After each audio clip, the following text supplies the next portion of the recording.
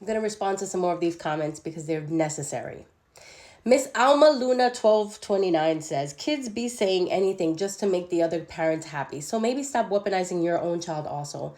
Honey, I have witnessed my child not really be able to articulate the difference between what he ate for lunch versus what he ate or didn't eat for dinner.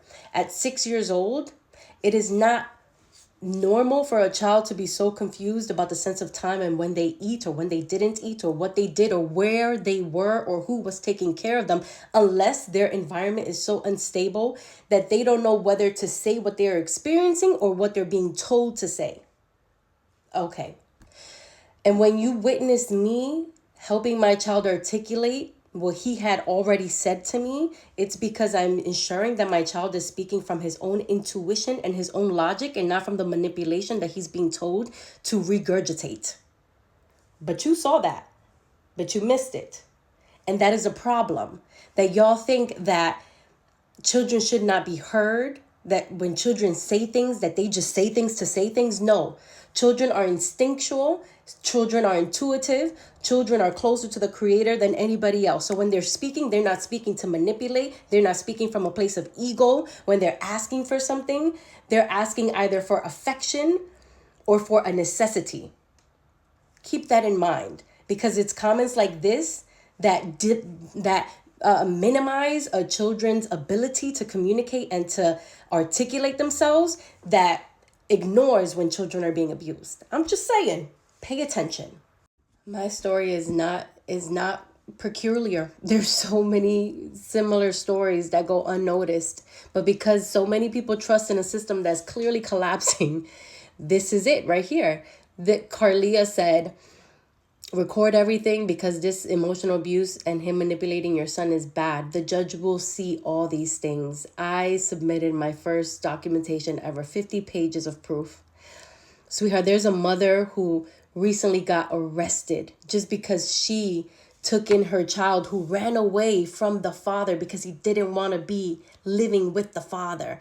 The mother got arrested for taking in her son, this teenage boy who didn't want to be with his father. So if you think that the system gives a shit about proof, y'all not paying attention. Having to be tactful must be so confusing for children. So harmful, incredibly harmful for children. One thing I knew for a fact from the beginning, I said to myself, I don't want to tell my son to behave a certain way, to speak a certain way. I don't want my son to bear the brunt of what me and the father is going through. But what you're seeing now is me having to now teach my son what abuse looks like. Teach my son what manipulation looks like. Teach my son that just because he gets treated a certain way, that doesn't mean that he is a bad person. That if somebody snatches food from his hand, that doesn't mean he did something wrong. That if he pees his pants and gets in trouble and whooped, that it is not his fault. When adults do not know how to calm their emotions, calm their nervous system, or behave safely around children. I have now had to teach my son how to stand on his own 2 feet and be in his own body and think for himself. Exhausting to try to teach your child how to move through a war that they didn't even ask for, and how to hold their hand in the process, while you keep it all together and tell your child that everything's going to be okay, that mom is doing everything she can to make sure that this ends quickly rather than later. My son is absolutely becoming more articulate. He is much more aware of his own body and his mind and what is safe and what is not. But it's really confusing for a child to know what safety is with his mom, but then to have to go to the place where he feels unsafe, and his mom, in a sense, not really be able to do something about it.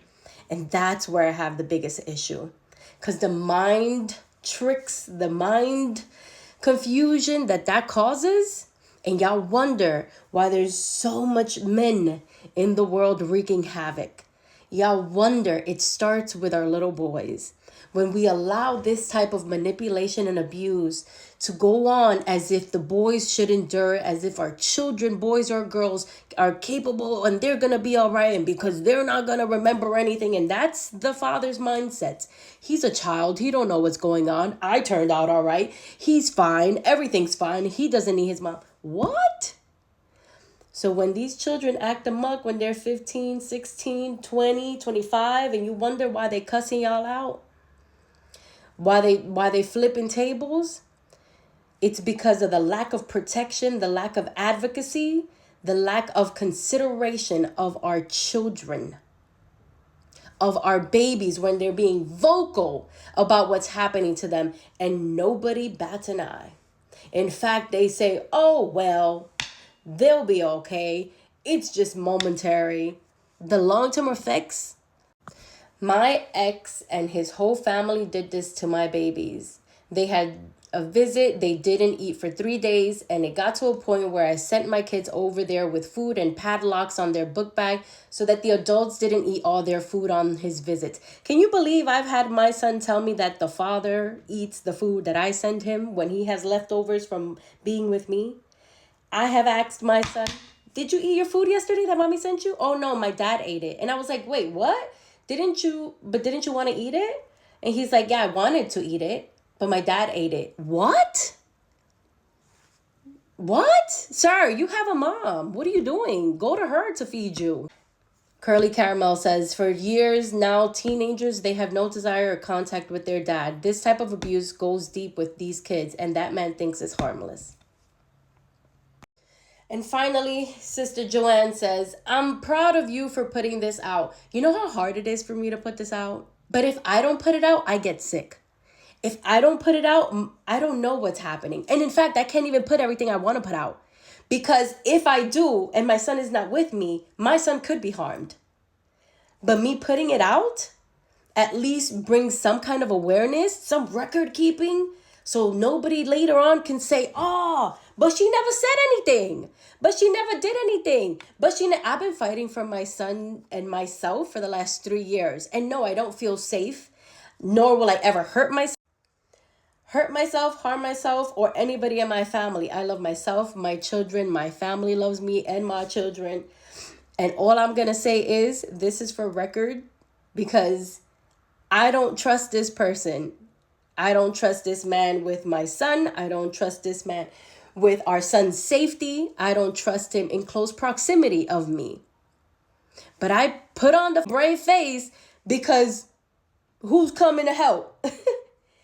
It's just me and the mamas. Because if there's anybody that has ever stood up for me and anybody that I know who stands up for women, it's the mothers. It's the mothers who know this kind of behavior, the mamas, the women. Y'all the real ones. We all we got.